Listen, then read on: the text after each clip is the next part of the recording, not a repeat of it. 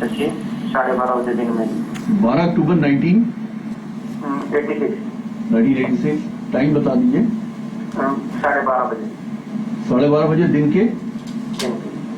और place of birth 12 अक्टूबर 1986 किस स्थान पे पैदा हुए आप? हिसार में। तो सर हाँ, क्या पूछना चाहते हैं? सर मैं कोई भी काम करता हूँ, काम ही नहीं बनता। अभी 2 महीने पहले दोस्त के जो भी छुट्टी हो, 1 महीने पहले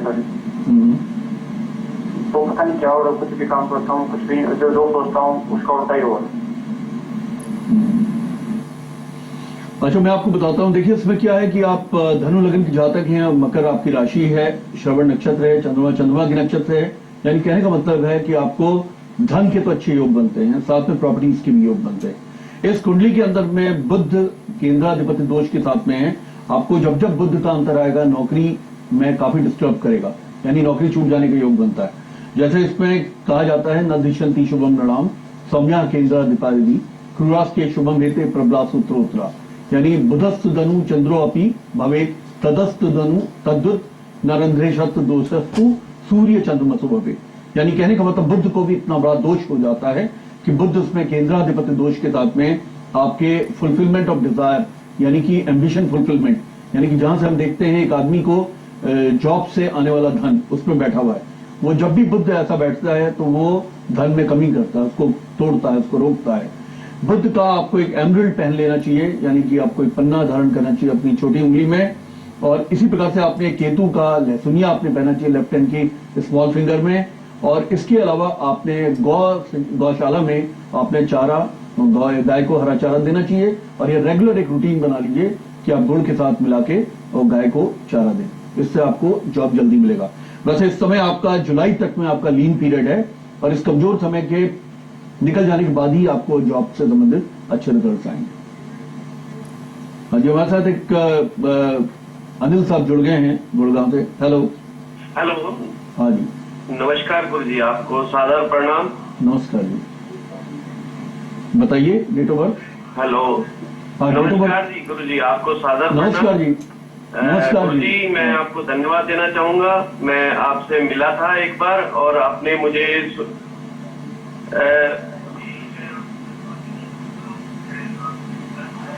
मैं आपकी आवाज नहीं सुन पा रहा। सूर्य मंत्र आपने बताया था, जिससे मुझे बहुत लाभ हुआ। आपने वैदिक मंत्र बताया था, जिससे मुझे बहुत लाभ हुआ। मेरी डेट ऑफ बर्थ है 12 फरवरी।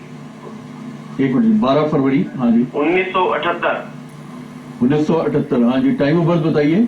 समय 5:30 बजे शाम का। 5:30 बजे शाम का। हाँ, प्लेस ऑफ बर्थ बता दीजिए। डेट ऑफ बर्थ है सर 12। मैं समझ गया, आपकी डेट ऑफ बर्थ है 12 फरवरी 1978 और 5:30 बजे शाम का है। प्लीज बता दीजिए जन्म है। कहाँ का है? महेंद्रगढ़ हरियाणा। महेंद्रगढ़ हरियाणा का आपका जन्म है। क्या पूछना चाहते हैं आप? गुरुजी, आप कृपया करके ये बताएं कि ये समय मेरे लिए कैसा रहेगा। अभी मैं नया काम करने जा रहा हूँ, तो क्या ऐसा बढ़िया रहेगा? देखिए, आपने अपना क्या शुभ नाम बताया? अनिल। हाँ अनिल जी, मैं आपको बताना चाहूंगा कि आपको पहली बात तो आप कर्क लग्न के जातक हैं और आपकी मेष राशि है और आपका अश्लेषा नक्षत्र, अश्विनी नक्षत्र है। देखिए, आप संधि नक्षत्र में पैदा हुए हैं। अश्विनी एक संधि नक्षत्र हो जाता है। संधि नक्षत्र में पैदा हुए व्यक्ति को काफी स्ट्रगल्स के बाद जीवन में ऊपर उठने का बनता है। लेकिन चूंकि यह भचक का पहला नक्षत्र है और नक्षत्र का स्वामी स्वयं 9th हाउस पे बैठा हुआ है, यानी कि केतु यहाँ पे नवम भाग्य भाव पे विराजमान है। तो जैसे आपने कहा कि आपने सूर्य की वैदिक मंत्र किए और आपको फायदा हुआ, तो उसका कारण यह है कि केतु धर्म की पताका है। जिस समय चंद्रमा का नक्षत्र का स्वामी धर्म के भाव पे बैठ जाता है, आप जितने भी धार्मिक कामों में आप सिंसियरिटी के साथ में संलग्न होंगे, जीवन में आप अरिथमेटिकल प्रोग्रेशन के साथ, यानी कहने का मतलब 2 का 4, 4 का 16, इस प्रकार से आपके जीवन में वृद्धि होगी। तो पूजा पाठ के द्वारा आपके जीवन में काफी ज्यादा वृद्धि होगी, यानी कि शिरडी के साईं बाबा की आप चरण में जाएंगे तो उतना ही आपको लाभ होगा। दूसरा, मैं आपको ये बताना चाहूंगा कि आपकी चंद्रमा की महादशा चल रही है, जो कि कर्क लगन के जातक के लिए बहुत बढ़िया ग्रह माने जाते हैं, क्योंकि वो लगन के स्वामी हैं। आपकी कुंडली के अंदर में लगन के स्वामी के दसम में बैठने से आपकी कुंडली में महाभाग्य योग बनता है। और यहाँ पे दसम का स्वामी स्वयं मंगल जो है लगन पे बैठ गया है। इसे ऋषि पाराशर ने और मानसागरी में भी इसको महाभाग्य की श्रेणी में दिया है। ऐसा जातक बहुत छोटे से परिवार में जन्म लेता हुआ भी बहुत बड़े रूप से उभर के आता है।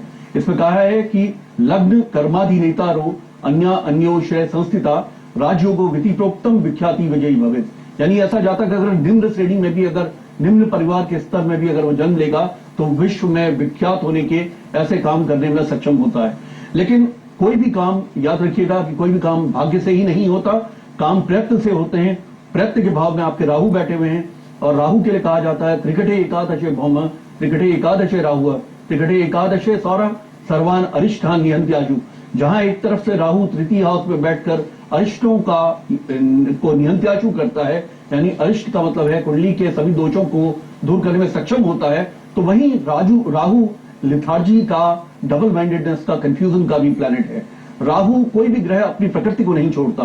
तृतीय हाउस में बैठा हुआ राहु व्यक्ति को कल्पनाओं की उड़ान देता है, तो लेकिन व्यक्ति उन कल्पनाओं के पीछे भाग नहीं पाता, इतना स्टेमिना शो नहीं कर पाता, इसलिए कंक्लूसिवली कोई काम नहीं कर पाता। इसलिए मैं आपसे कहूंगा कि राहु का आपको विशेष तौर पे उपाय करना चाहिए, यानी कि आपको बाजरा और गेहूं मिला के आपको कबूतरों को दान करना चाहिए प्रतिदिन। इसी प्रकार से अपने बॉडी वेट के बराबर, देखिए मैं आपसे बताना चाहूंगा कि क्योंकि चंद्रमा में राहु का आपका अंतर चल रहा है, तो आप थोड़ा सा एक्सीडेंट प्रोन चल रहे हैं इस समय पे, और ऐसे स्थिति में आपको ये कोशिश करनी चाहिए कि